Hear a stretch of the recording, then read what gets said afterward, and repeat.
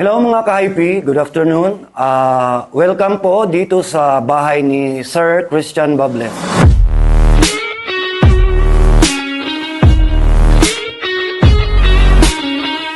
Siya matatamaan sa mga worker o kaya hindi man siya nakakaabala sa mga lahat ng gumagawa.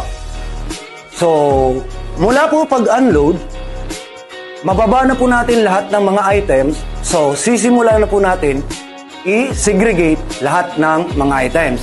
So, ang segregation niya is per opening. Kung saan po siya naka-designate, doon po natin siya ilalagay. So, kung makompleto na po natin i-designate lahat ng mga items, doon na rin po tayo magsisimula na mag-install. O, before po tayo mag-install, i-check muna natin ang opening kung nasa level ba siya or okay para maayos pong pagkakabit ng mga items natin.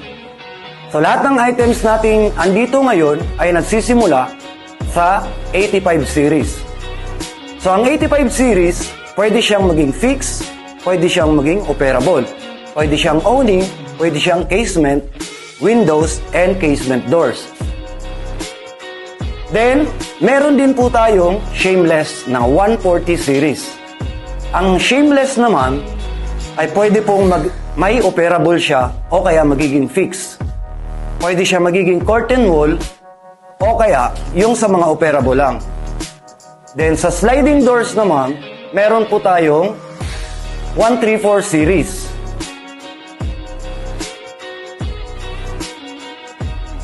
At sa railings naman po natin, meron po tayong spigot type o kaya pwede din button type. Pero dito kay Sir Christian, ang meron po tayong railings is yung spigot type lang.